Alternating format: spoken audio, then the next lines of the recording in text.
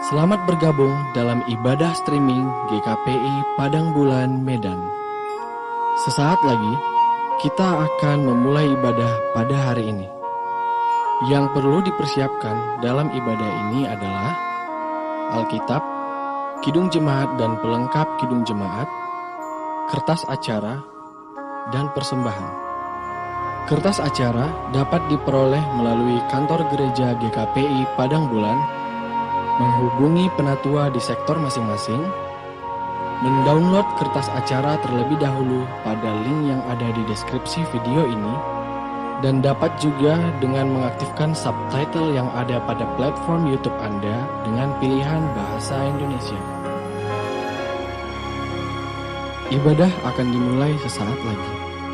Mari persiapkan hati dan pikiran kita masing-masing.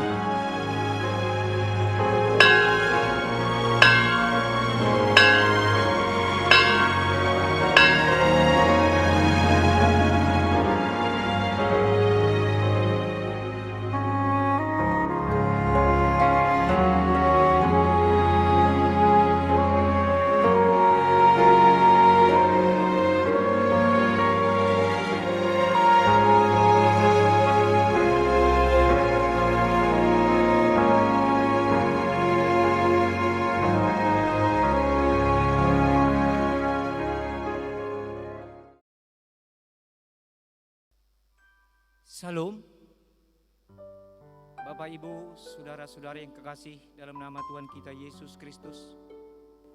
Marilah kita persiapkan diri untuk memulai ibadah penyembahan kepada Tuhan pada minggu ini, Minggu 6 September 2020, Minggu yang ke-13 setelah Trinitatis, dengan tema manusia tidak untuk diperjualbelikan.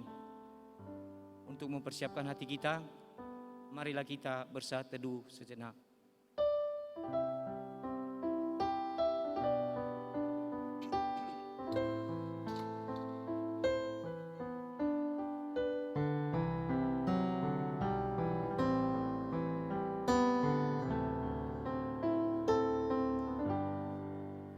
Amin. Kita angkat pujian bagi Tuhan, kita bernyanyi dari Kidung Jemaat nomor 10 ayat 1 sampai dengan ayat 2.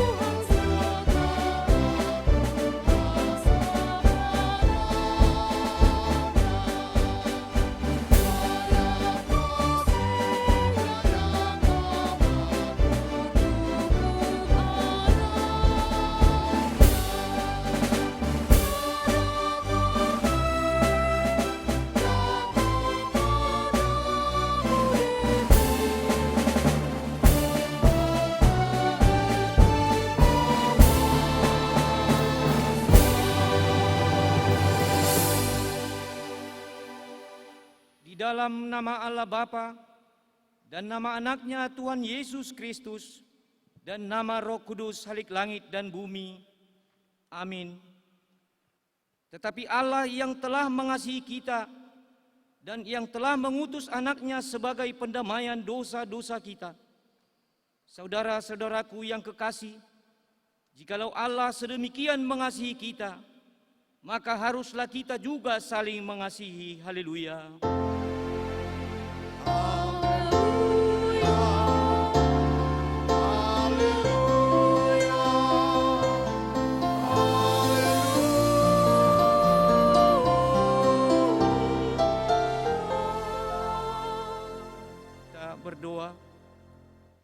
Ya Tuhan Allah Bapa kami yang ada di sorga, kami mengucapkan terima kasih kepadamu karena Engkau telah memberikan anak-Mu yang tunggal itu kepada kami, yang melepaskan kami dari genggaman iblis.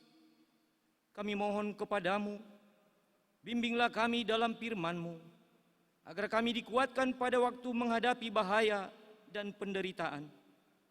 Ampunilah segala dosa dan kesalahan kami, berikanlah kepada kami hikmat-Mu, dan terimalah kami ke dalam hidup yang kekal, agar kami memuji dan memuliakan Engkau selama-lamanya. Di dalam Tuhan Yesus Kristus Tuhan kami. Amin. Kita puji Tuhan, kita bernyanyi dari pelengkap Kidung Jemaat nomor 127 ayat 1 sampai dengan ayat 2.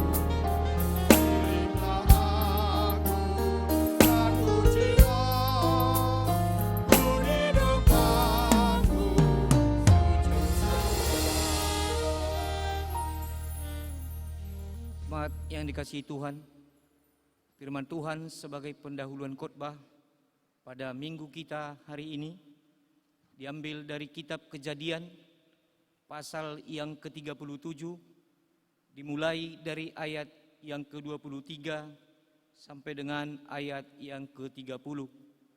Marilah kita membacanya secara bergantian. Di ayat yang terakhir atau ayat 30 kita sama-sama membacanya. Inilah firman Tuhan. Baru saja Yusuf sampai kepada saudara-saudaranya, mereka pun menanggalkan jubah Yusuf, jubah maha indah yang dipakainya itu. Dan mereka membawa dia dan melemparkan dia ke dalam sumur.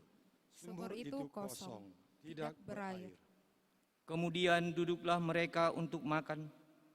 Ketika mereka mengangkat muka, kelihatanlah kepada mereka suatu kafilah orang Ismail datang dari Gilead dengan untanya yang membawa damar, balsam, dan damar ladan. Dalam perjalanannya mengangkut barang-barang itu ke Mesir. Lalu kata Yehuda kepada saudara-saudaranya itu, apakah untungnya kalau kita membunuh adik kita itu dan menyembunyikan darahnya? Marilah kita jual dia kepada orang Ismail ini, tetapi janganlah kita apa-apakan dia, karena ia saudara kita, darah daging kita. Dan saudara-saudaranya mendengarkan perkataan itu. Ketika ada saudagar-saudagar Midian lewat, Yusuf diangkat ke atas dari dalam sumur itu, kemudian dijual kepada orang Ismail itu dengan harga 20 shikal perak. Lalu Yusuf dibawa mereka ke Mesir. Ketika Ruben kembali ke sumur itu, ternyata Yusuf tidak ada lagi di dalamnya. Lalu dikoyakkannyalah baju-bajunya. Kita sama-sama membacanya. Dan kembalilah ia kepada saudara-saudaranya. Katanya, anak itu tidak ada lagi. Kemanakah aku ini? Demikian firman Tuhan. Berbahagialah setiap orang yang mendengar firman Tuhan, yang menghayati serta mengamalkannya. Amin.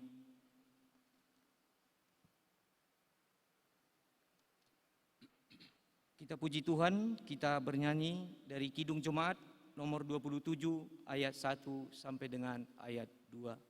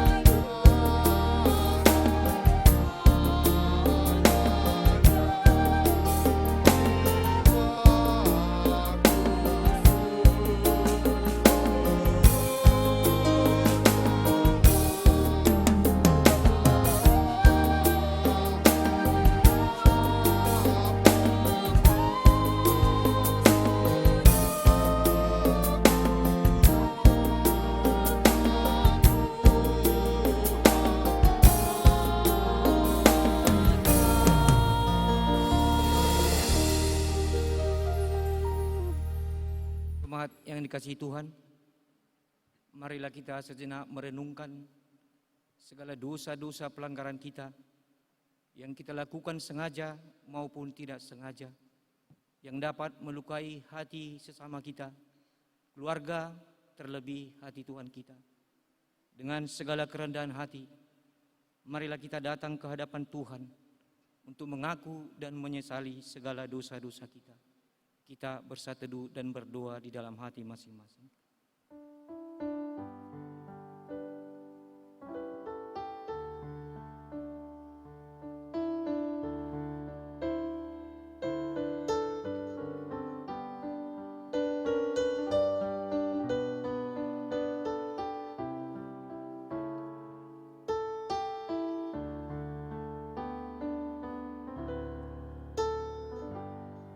Kita berdoa.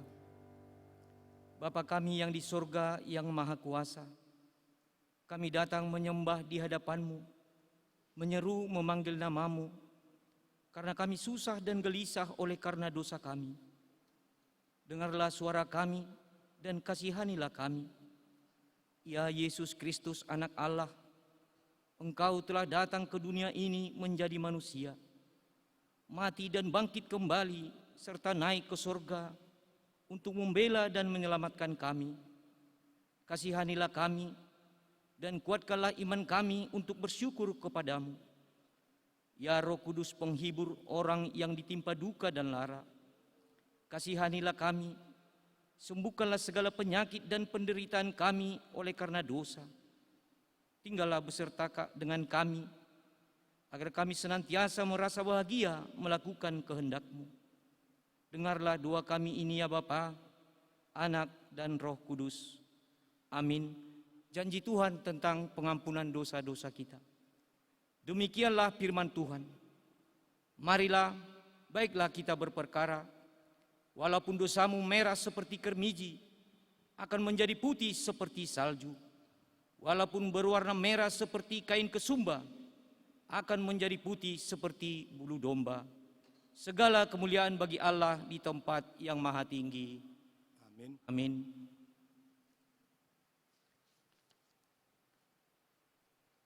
Kita puji Tuhan, kita bernyanyi dari Kidung Jemaat nomor 250A ayat 1.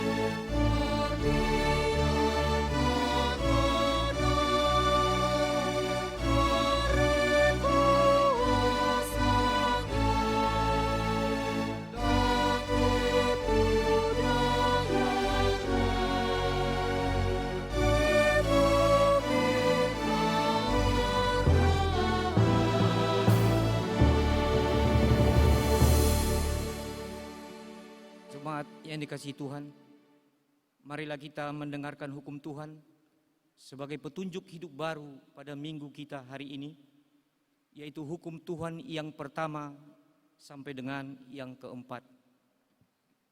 Inilah hukum Tuhan. Hukum yang pertama, Akulah Tuhan Allahmu, jangan ada padamu Allah lain di hadapanku. Hukum yang kedua, jangan perbuat bagimu patung yang menyerupai apapun yang ada di langit, atau yang ada di bumi, atau yang ada di dalam air di bawah bumi, untuk disembah atau dituruti. Hukum yang ketiga, jangan menyebut nama Tuhan Allahmu dengan sembarangan, sebab Tuhan akan menghukum orang yang menyia-nyiakan namanya. Hukum yang keempat, ingat dan kuduskanlah hari Sabat. 6 hari lamanya engkau akan bekerja dan melakukan segala pekerjaanmu. Tetapi hari ke-7 adalah hari Sabat Tuhan Allahmu. maka jangan melakukan sesuatu pekerjaan, engkau atau anakmu laki-laki, atau anakmu perempuan, atau hambamu perempuan, atau hewanmu, atau orang asing yang berada di kediamanmu. Sebab 6 hari lamanya Tuhan menjadikan langit dan bumi, laut dan segala isinya, dan Ia berhenti pada hari ke-7. Itulah sebabnya Tuhan memberkati hari Sabat dan menguduskannya. Demikian hukum Tuhan. Marilah kita sama-sama berdoa memohon kekuatan daripada Tuhan kita. Ya Allah Bapa kami, berikanlah kami kekuatan untuk melakukan yang sesuai dengan hukum-Mu. Amin. Kita puji Tuhan, kita bernyanyi dari Kidung Jemaat nomor 281 ayat 1 dan ayat 3.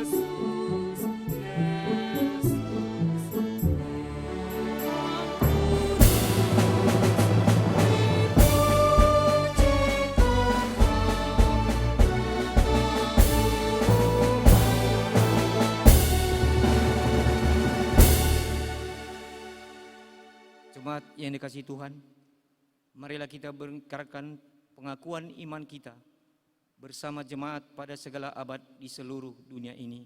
Kita sama-sama mengucapkannya. Aku percaya kepada Allah Bapa yang Maha Kuasa, Khalik langit dan bumi. Aku percaya kepada Yesus Kristus, Anaknya yang tunggal Tuhan kita, yang dikandung daripada Roh Kudus, lahir dari anak darah Maria, yang menderita di bawah pemerintahan Pontius Pilatus, disalibkan, mati dan dikuburkan, turun ke dalam kerajaan maut, pada hari ke-3 bangkit pula dari antara orang mati, naik ke surga, duduk di sebelah kanan Allah Bapa yang Maha Kuasa, dan akan datang dari sana untuk menghakimi orang yang hidup dan yang mati. Aku percaya kepada Roh Kudus, gereja yang kudus dan am, persekutuan orang kudus, pengampunan dosa, kebangkitan daging, dan hidup yang kekal. Amin. Untuk menyambut pemberitaan firman Tuhan, kita bernyanyi dari Kidung Jemaat nomor 440 ayat 1 dan ayat 3.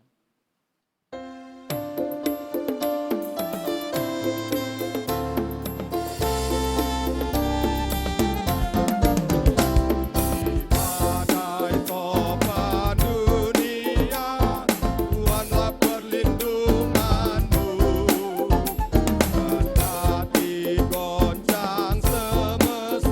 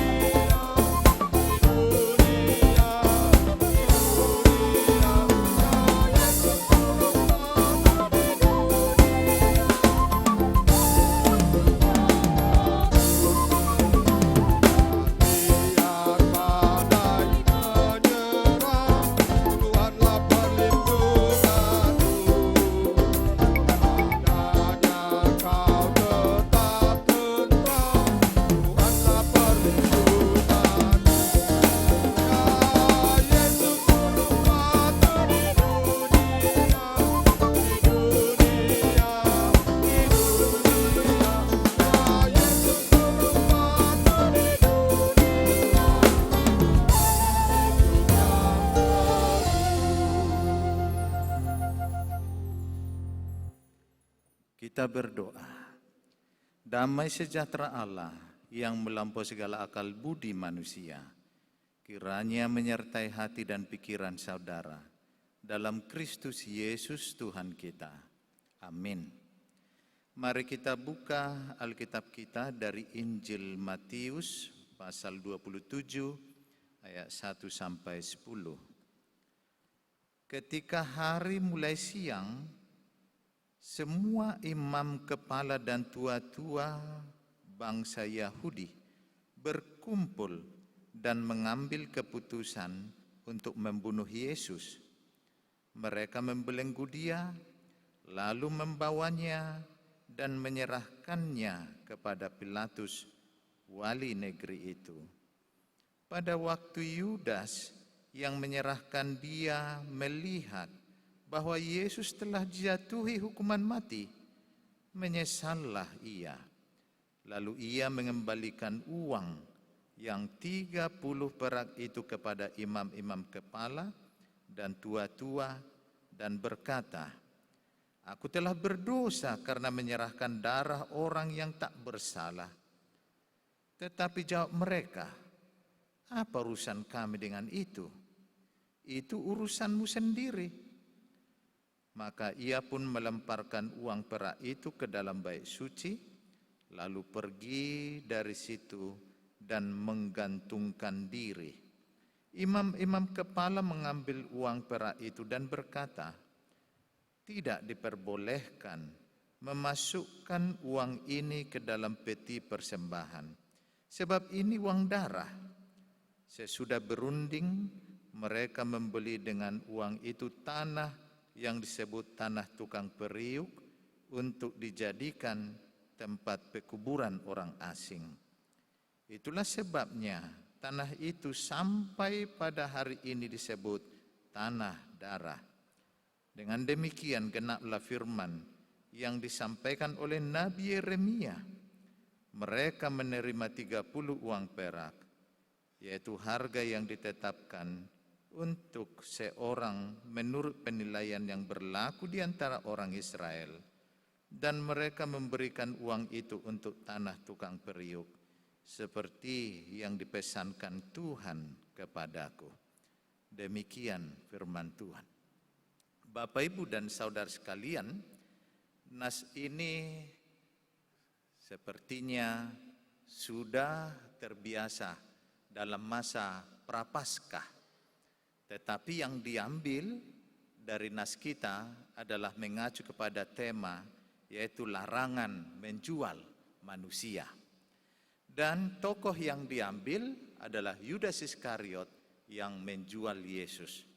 Kisah tentang penjualan Yesus ini sudah dinubuatkan dalam Perjanjian Lama, yaitu dari kisah yang dikatakan tadi dalam Yeremia. Oleh karena saat ini bahwa dalam hukum untuk menjual beli manusia tentunya tidak diinginkan oleh Tuhan. Namun di dalam Perjanjian Lama ternyata kita sudah menemukan adanya praktik-praktik untuk menjual manusia. Kalau saat ini Yudas yang menjual Yesus, apakah kebalikannya kemungkinan ada bahwa seseorang sedang menjual dirinya? Dalam Perjanjian Lama juga kita temukan apabila seseorang tidak sanggup membayar hutangnya, maka dia akan menjual dirinya dan menjadi budak selama 6 tahun. Dan nanti di tahun ke-7 dia akan dibebaskan. Data-data selanjutnya dalam Perjanjian Lama ada juga yang sudah melakukan menjual saudaranya, seperti Yusuf yang dijual saudaranya, atau di kitab Nehemia yang juga menjual saudaranya, dan ada juga untuk kepentingan dalam pesta pora, yaitu menjual saudaranya perempuan seperti dalam kitab Joel.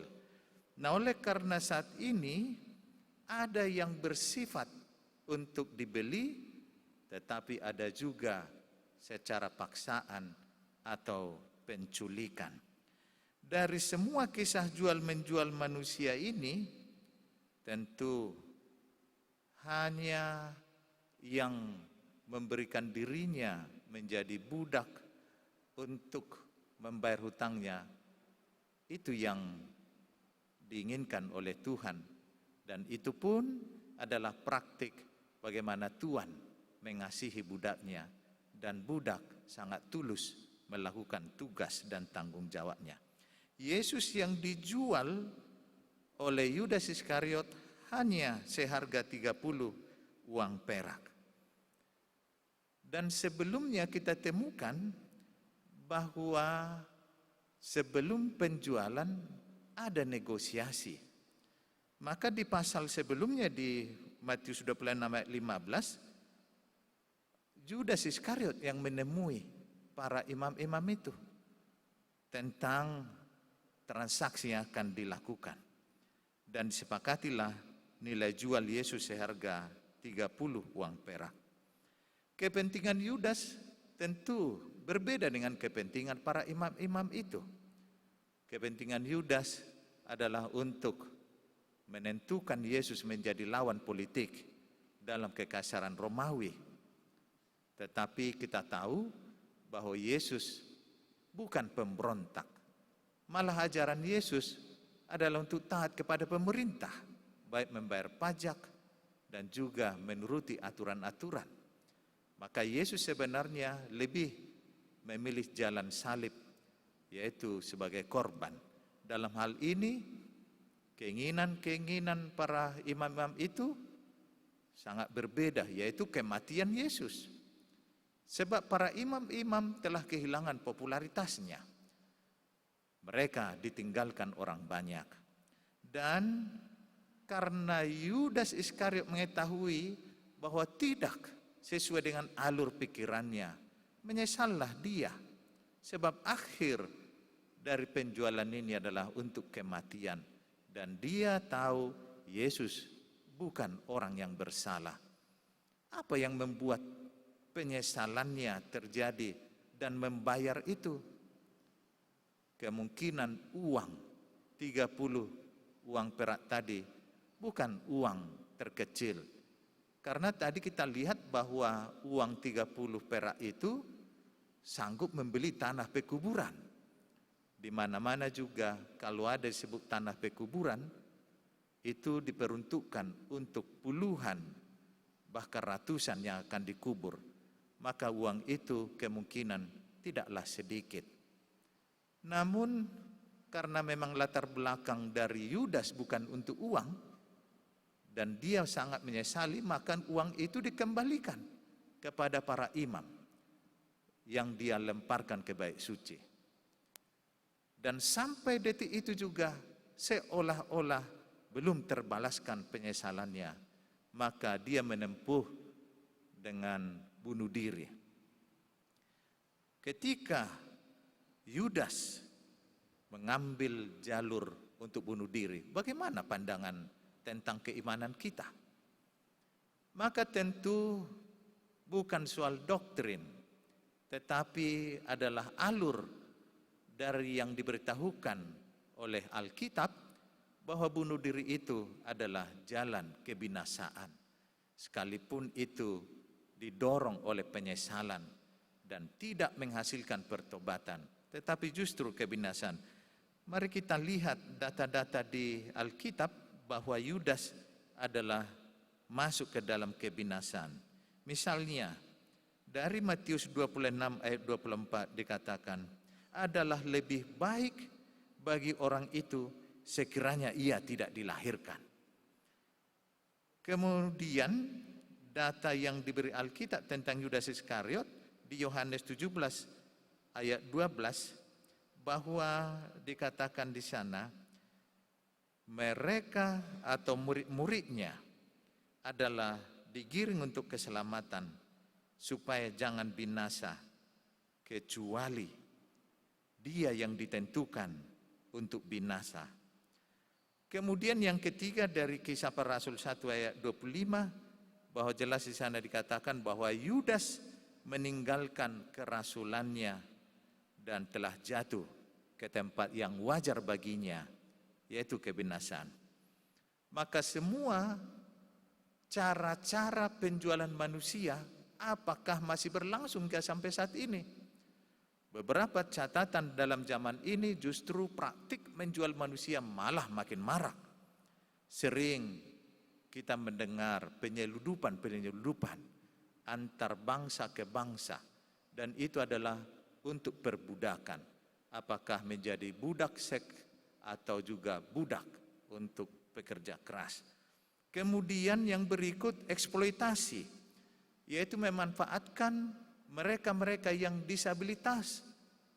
Tentu banyak orang yang merasa iba melihat orang-orang disabilitas, yaitu cacat dan yang lainnya. Lantas seseorang akan mengajukan permohonan supaya orang memberi donasi. Namun akhirnya sampaikah ini ke tangan orang bersangkutan? Dan sering eksploitasi dilakukan untuk keuntungan pribadi dengan meraup dana yang banyak. Kemudian sering juga kita dengar bahwa pemerintah memiliki dana sosial atau bansos. Namun ada penyalahgunaan anggaran dan juga korupsi akan hal itu. Misalnya tentang BLT, BPJS, dana BOS, atau baru-baru ini dana COVID-19 mungkin. Atau juga bantuan-bantuan dana desa yang tertinggal, atau bantuan untuk pembangunan rumah ibadah. Ada beberapa penyelewengan yang dilakukan untuk menjual manusia. Begitu juga yang berikut tentang mucikari atau para hidung belang. Maka para mucikari akan bergerilya mencari gadis-gadis belia, dan mereka akan menjualnya kepada hidung belang, apakah dengan unsur membujuk atau unsur paksaan dengan menculik. Maka Bapak, Ibu, dan Saudara harus bekerja keras menghentikan cara-cara kepada anak-anak kita mengiming-imingkan sesuatu hadiah. Apakah itu uang, makanan, dan lain-lain. Karena mudah sekali nanti anak-anak kita mudah untuk dibeli dengan iming-iming tersebut. Kita sering mendengar seorang anak yang diculik diiming-imingkan mungkin makanan atau permen, bahkan nilai yang sangat rendah, dan dia mau. Kita harus bertanggung jawab untuk mendidik anak-anak kita. Kemudian kita melihat pada zaman-zaman ini pelacuran secara online. Para artis sering menjual dirinya secara online melalui medsos atau IT yang sekarang, atau juga para perempuan sundal, dan bukan hanya perempuan, mungkin dari pihak laki-laki yang disebut gigolo atau semburit di dalam Alkitab.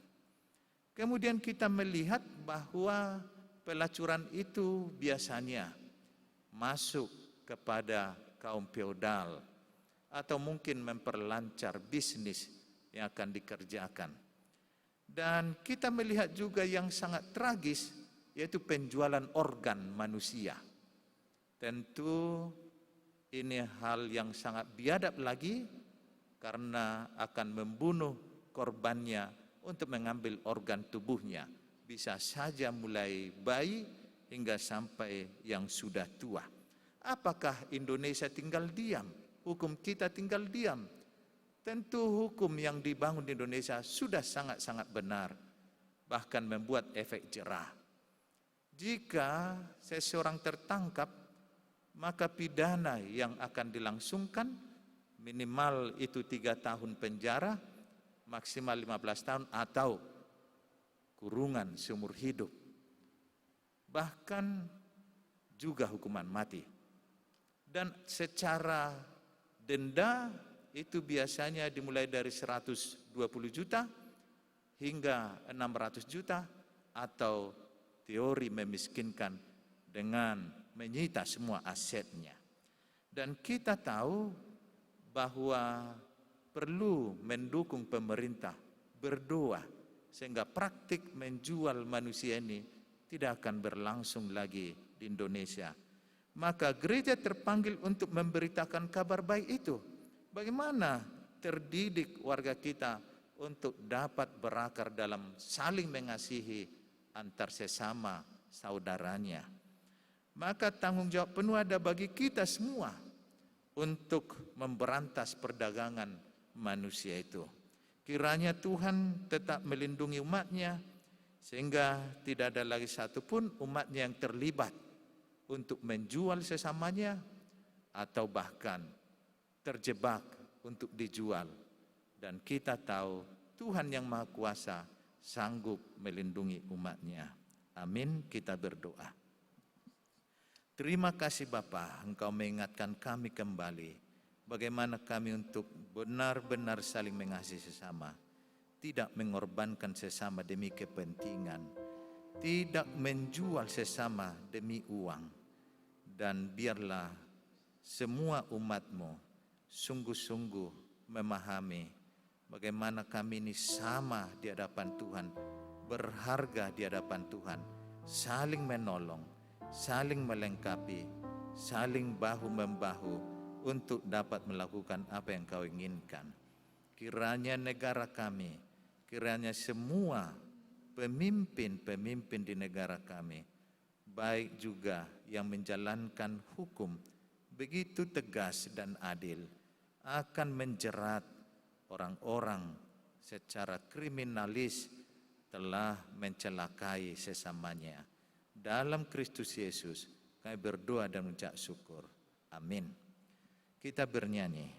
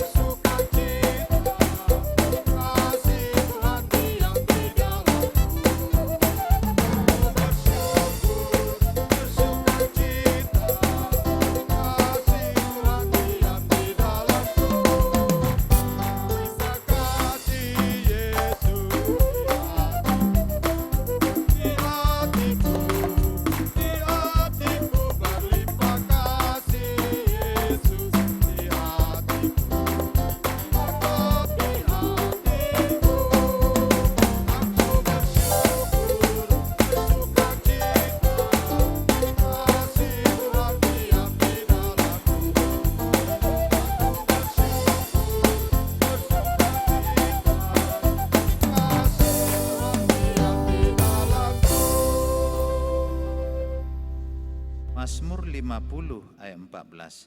Persembahkanlah syukur sebagai korban kepada Allah dan bayarlah najarmu kepada yang Maha Tinggi. Amin. Mari kita serahkan persembahan kita.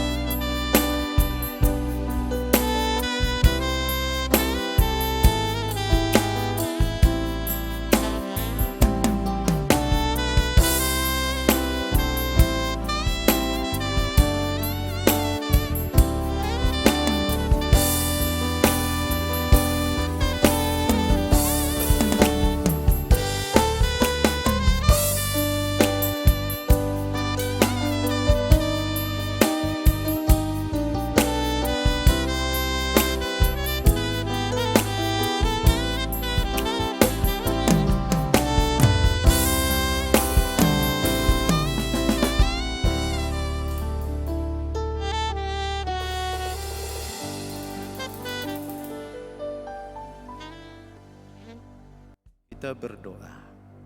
Ya Allah Bapa kami yang ada di surga, Engkaulah sumber segala berkat dan rahmat. Kami persembahkan di sini sebagian dari Engkau berikan pada kami sebagai kurban persembahan kami kepadamu.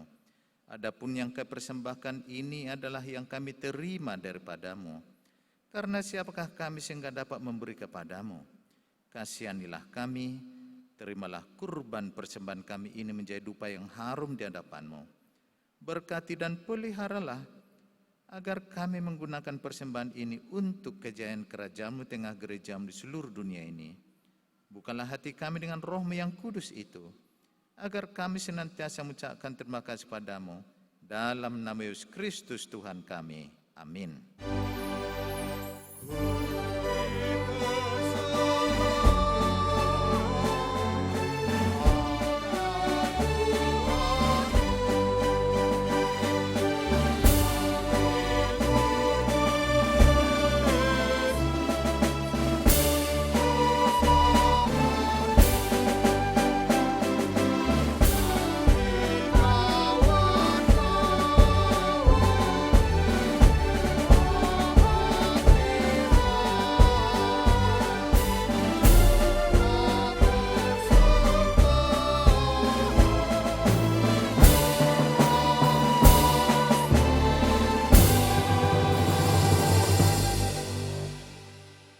Bapa kami yang di surga, dikuduskanlah nama-Mu, datanglah kerajaan-Mu, jadilah kehendak-Mu di bumi seperti di surga. Berikanlah kami pada hari ini makanan kami yang secukupnya, dan ampunilah kami akan kesalahan kami, seperti kami juga mengampuni orang bersalah kepada kami. Dan janganlah membawa kami ke dalam pencobaan, tetapi lepaskanlah kami daripada yang jahat.